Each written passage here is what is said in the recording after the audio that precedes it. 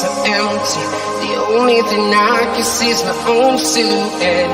I'm getting stronger, step by step. The clock is ticking, but there's no time for regrets. I've been flying from town to town, from London to Taiwan. I've been all around the globe trying to protect your soul. We are here. चिड़िया की अस्सलाम वालेकुम प्यारे बहन भाइयों, कैसे हो आप सब? खैरियत से हो? उम्मीद करती हूँ कि आप सब खैरियत से भी होंगे और खुश भी होंगे। तो जी आज सुबह का आगाज़ हो गया है और आज है जुमे का दिन। तो जी ये मैं आपको दिखा रही हूँ कि जैसे ही बाहर सहन की तरफ कोई आता है तो ये जो मैंने आपको पहले दिखाया था बुलबुल ने जो घर बनाया है, तो वो फ़ौरन से ऊपर जाकर करीब से बैठ जाती है और अपने घर की तरफ देखती है। तो यानी दूर नहीं जाती और डर के मारे ऊपर जाकर बैठती है और अपने घोंसले की तरफ ही उसकी नज़र होती है। तो बिल्कुल जैसे उसने मेहनत से एक-एक तिनका जोड़ के अपना घर बनाया है, उसी तरह हम भी अपना घर बनाते हैं। बाज़-औक़ात बहुत सी ख्वाहिशात होती हैं अपने लिए कि ये ले लें, वो ले लें, लेकिन हम लोग अपने घर की चीज़ें लेते हैं। यानी जैसे वो तिनका-तिनका जोड़ के अपना घर बनाया है उसने, इसी तरह हम लोग भी तिनका-तिनका जोड़ के समझें जो चीज़ें लेते हैं वो तिनके-तिनके की तरह होते हैं और हम लोग उसे परचेज़ करके अपने घर को सजाते हैं, संवारते हैं। ख़ास तौर पे कुछ लेडीज़ में बहुत ज़्यादा शौक़ होता है कि हम अपना घर बनाएं और ये ले लें, वो ले लें। इस तरह वो अपने आप को बिल्कुल ही भूल जाती हैं। ऐसा भी नहीं करना चाहिए, अपनी भी केयर करनी चाहिए और घर को भी देखना चाहिए।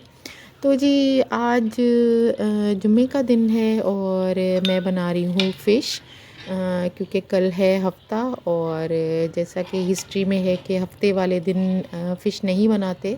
हमारे से पहले जो कौमें गुज़री हैं तो उनमें एक कौम ऐसी थी कि उन लोगों को सख्ती की गई थी कि हफ़्ते को फ़िश नहीं बनानी है। तो उन्होंने फ़िश शायद बनाई थी और उनकी शायद तबाही आ गई थी, कुछ इस तरह का है। मैं पढ़ूँगी सही तरीके से तो आप लोगों के साथ शेयर भी करूँगी। तो यहाँ पर जी मेरी फ़िश तैयार हो गई है, मज़ेदार सा सालन। और यहाँ पर जी हो गए हैं शाम के 6। मौसम भी थोड़ा ठीक हो रहा था। काफ़ी दिन हो गए थे कि मैंने दर्जी को कपड़े दिए हुए थे।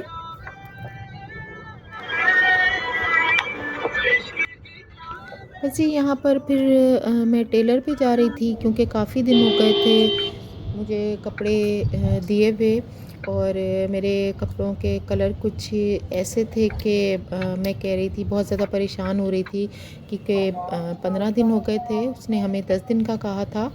क्योंकि कलर ऐसे थे, मैं कह रही थी कि वो लोग यहाँ पर तो आप लोगों के यहाँ पता नहीं दर्जी ऐसा करते हैं या नहीं करते। हमारे यहाँ के जो टेलर हैं वो अपने यानी सिलने के बाद बस लगा देते हैं, लटका देते हैं सामने।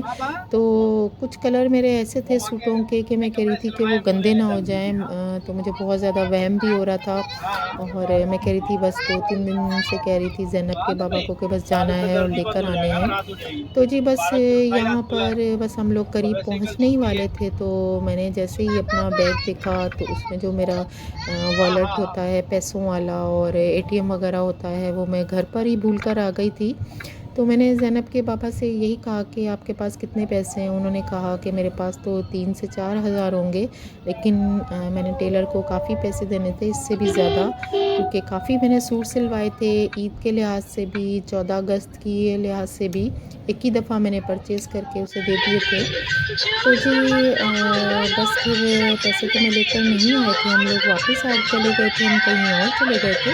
उसके बाद जी बस ये रास्ते में जा रहे थे तो मैं ये लेडी थी जो बिरयानी खाती हुई जा रही थी बाइक पर।